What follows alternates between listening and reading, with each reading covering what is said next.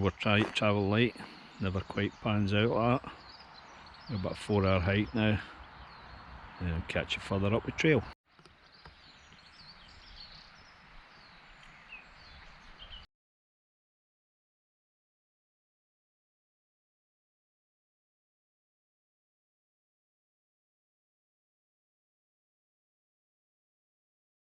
Now just crossing the West Highland Railway line, or the Harry Potter line as some of you know it. Completed in 1894 I think, and it runs from Craigandorn to Fort William. And when they built it, it was a mammoth engineering task. Thousands and thousands of tons of heather to get across Rannoch Moor, thousands of tons of sticks, and then thousands of tons of gravel and rock. Nice railway journey. If you ever get a chance, jump the train in Glasgow and get it up to Fort William.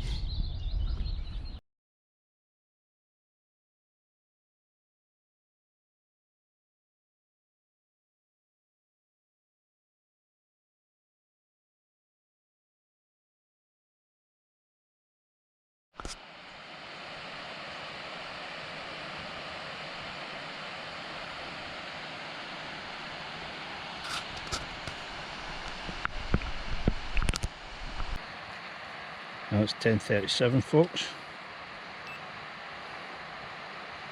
We're at 128 metres and we're heading 283 degrees west. This is on an old drover's trail, really old. Not been used for a lot of years.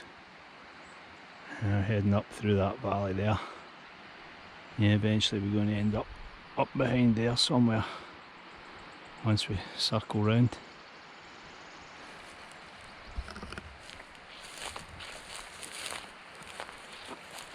Hey pop, hey pop.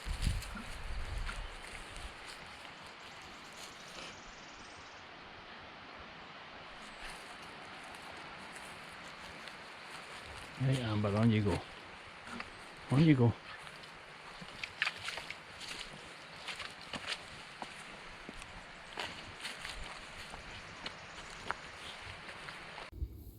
Yeah, it looks like a beefsteak fungus. I don't eat any mushrooms myself personally. Way too dangerous. But you need to get these young, and you need to identify them correctly if you're going to have a go at these.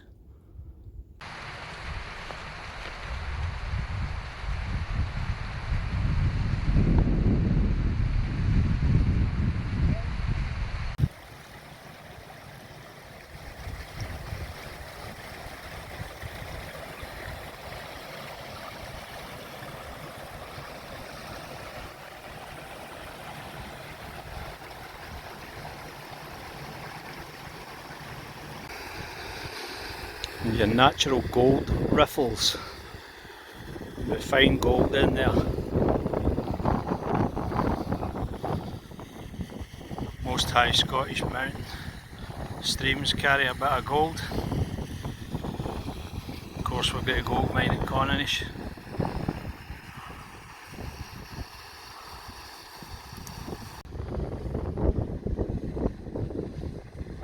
Super flat rock formation.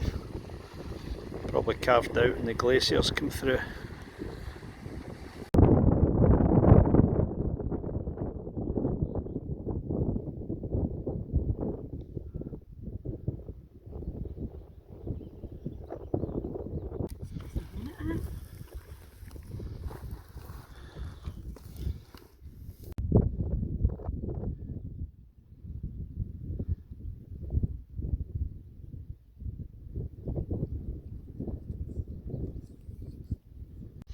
That looks like some old shielings over there.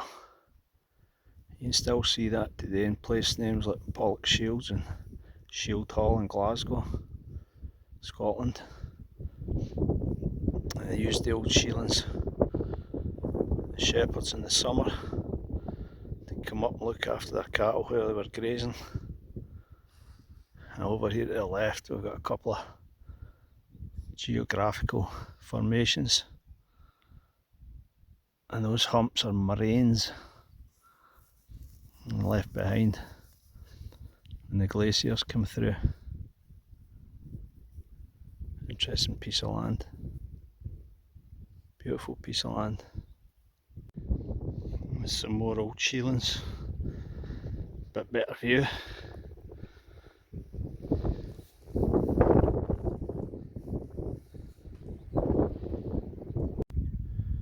Well, that's the first part of our route up. Should be plain sailing through here. Heard that before right enough. Catch you at the Lochan. Well, we're here. We've made it. 5 hours later, 400 odd metres.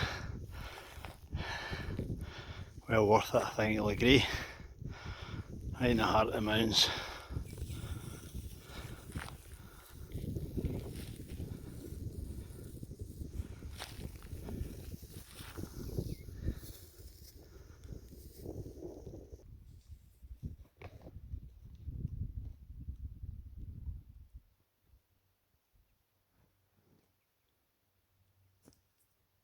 Right folks, I'm just going to set up a couple of rods here. I'm going to set up a schoolboy worm, spinner and a 7-piece travel fly rod.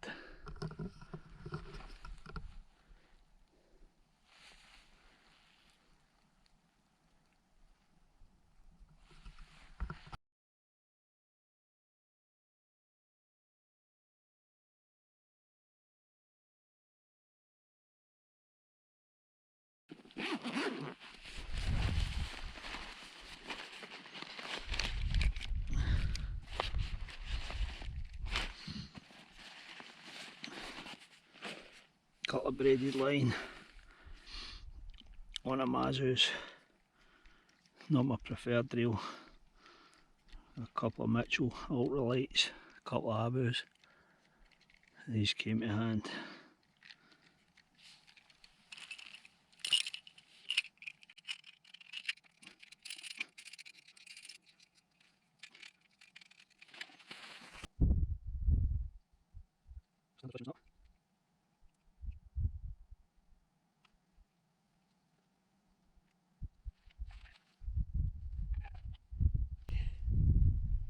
It's £8 braid.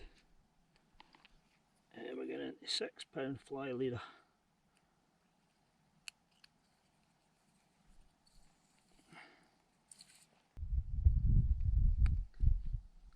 We would pop on 2 zinc weights, non-toxic.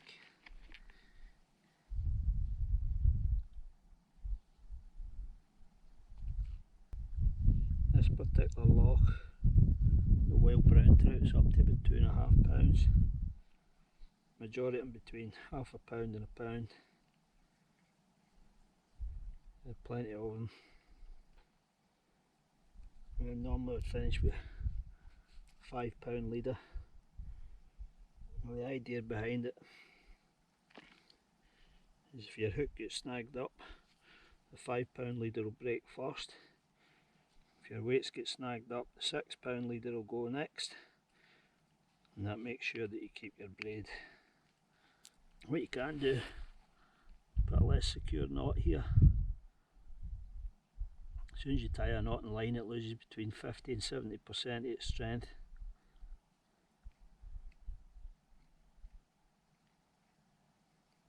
So we'll just run that around 5 times instead of 6. Still well adequate to hold the fish. Then I've got my barbless hook. Remember, a small hook will catch a big fish and small fish, and a big hook is generally just for big fish. So this is what you end up with.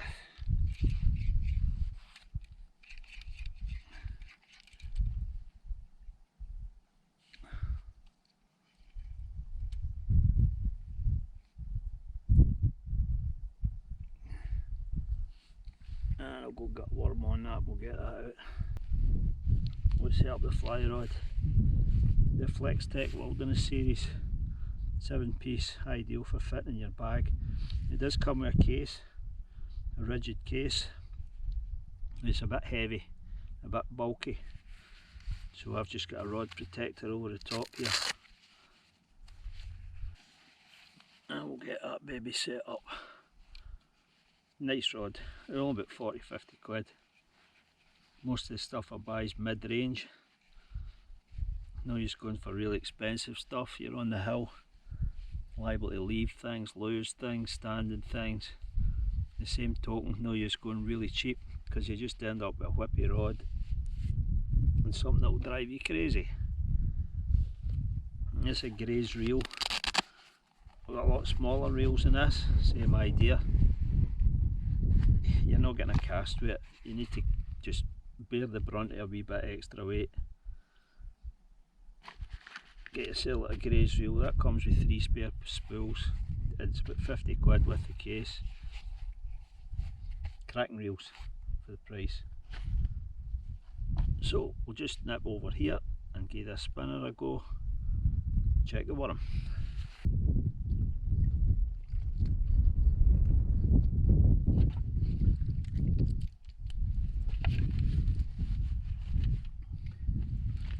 Nice wee brownie, about £1/2.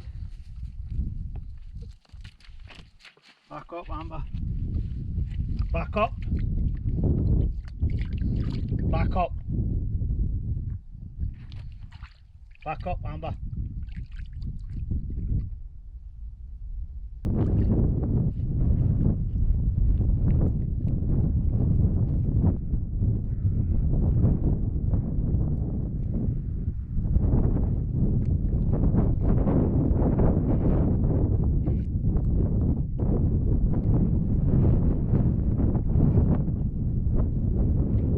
So we're going to set up a 7-piece fly rod later on.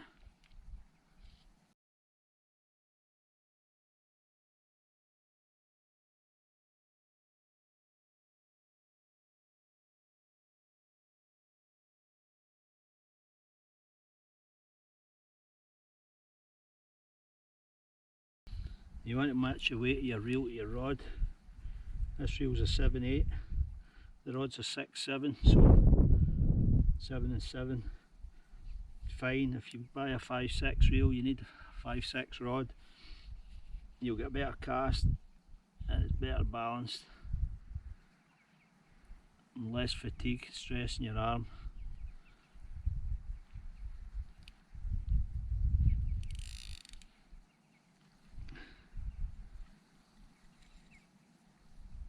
And what I've got attached to this line is a braided loop.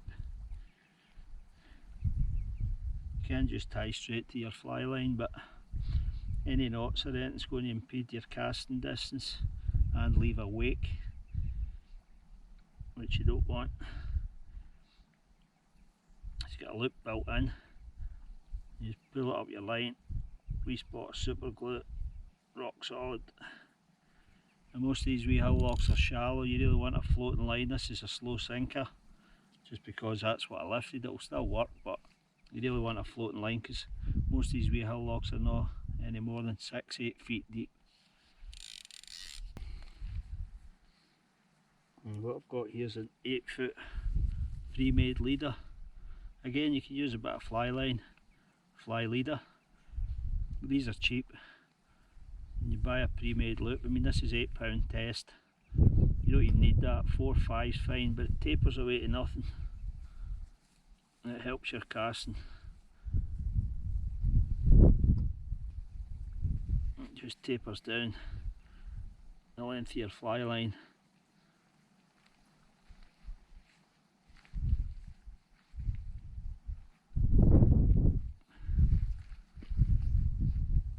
Into that.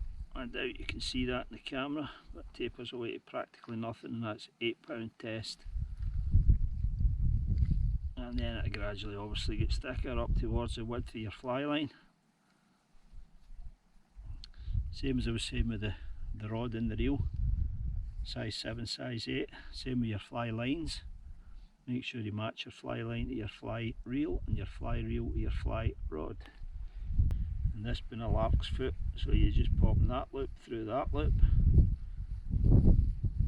and then you take your other end, you lead it, and pop it through the first loop. it's ready to accept a fly.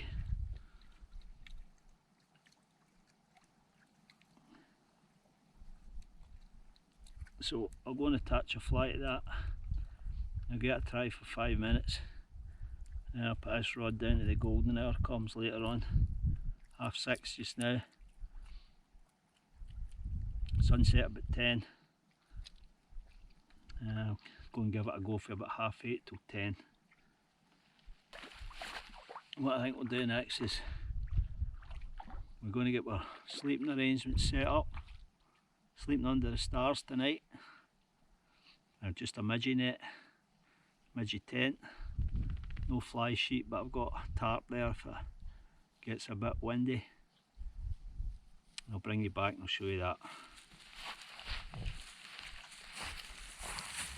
Right, just going to set up a quick and dirty shelter. Not going to be pretty, not going to be comfortable. One night only. Normally I'd be up on the hillside. It's a bit windy up there at the moment, and it's still a bit windy here, just enough to keep the midges away, so I'm just going to set it up right here. My favourite porch.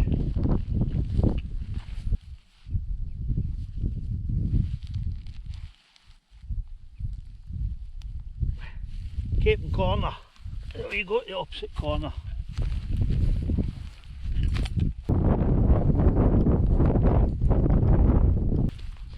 Pamela's still using her roll mat, so that's not going in yet.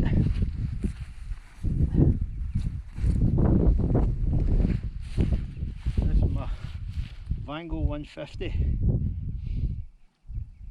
That goes down to about the size of a pineapple, but it's goose down and duck down, so I've got it in a bit bigger bag to leave it a bit of loft. It's super light, class is 2 season, not too sure about that. Okay if you get a jacket on. Cracking sleeping bag, super light, but then a heavy hike. It's a Venom 150, I've been using that for about 20 years, maybe more. Get yourself a goose or a duck down. That's me set to sleep under the stars. I'll maybe get the 80x zoom camera out later on. We're well away from Glasgow, so you get nice clear skies, dark skies area. Oh, and I've got my DD Super Light, 260 grams. That's the small version. Yeah, I've also got a larger version here, it's about 450 grams. I think it's got a wee bit windy during the night. I'll pop that over this, and I'll probably put a couple of guy lines out on them, but for the moment, not needed.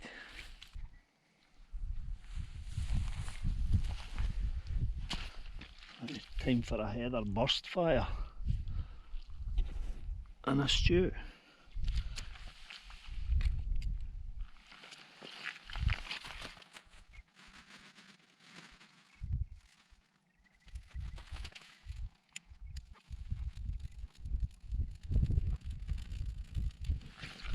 You want to make sure you do this on the shore. You end up setting the hill on fire. It's not what you want. Yeah, I know these rocks are out of the water and you might think they'll explode, but it's a kind of quick fire. It's not going to be going for any length of time.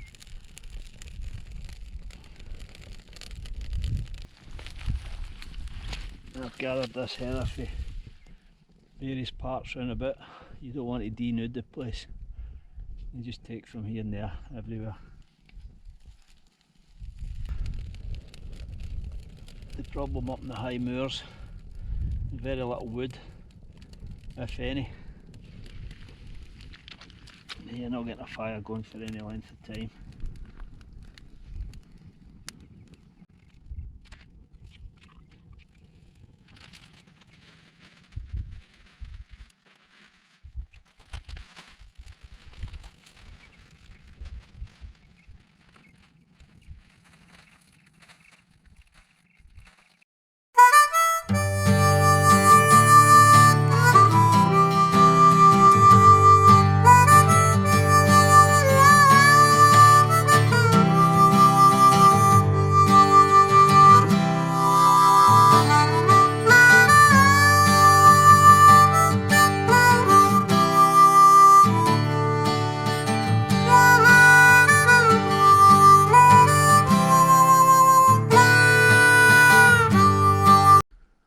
folks.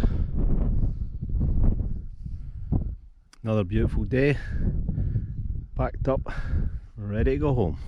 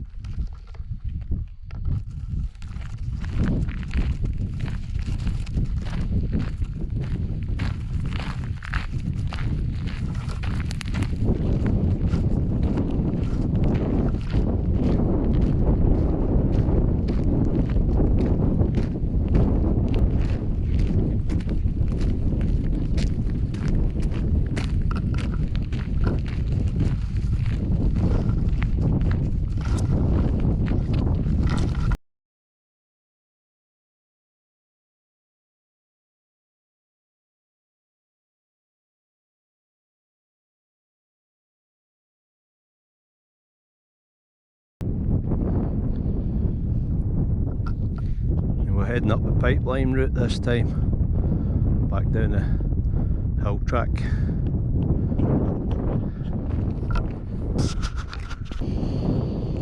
This is a bit engineering, a gravity fed pipeline, and the other side over there's only a couple of feet lower than this side, and the water makes its way down there, up there, and then it cuts left, a pipeline right along the side of the hill. It only drops a degree or two all the way to the end.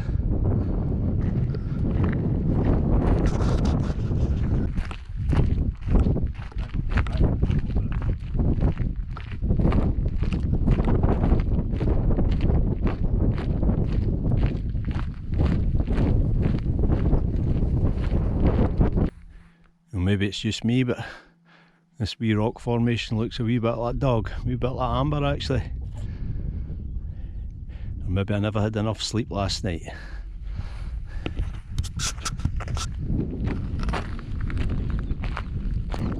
Well, this is us up in the high path. There's some nice Hill Lochans across there. Loch and Castile, Loch and Ben Shabir. Two nice wee lochs. Start off at Ben Glass Farm. Bit old school engineering this pipeline. It runs under this grass. Every so often there's an overflow. They collect more water from the burns that run off the hills here. And things were built to last.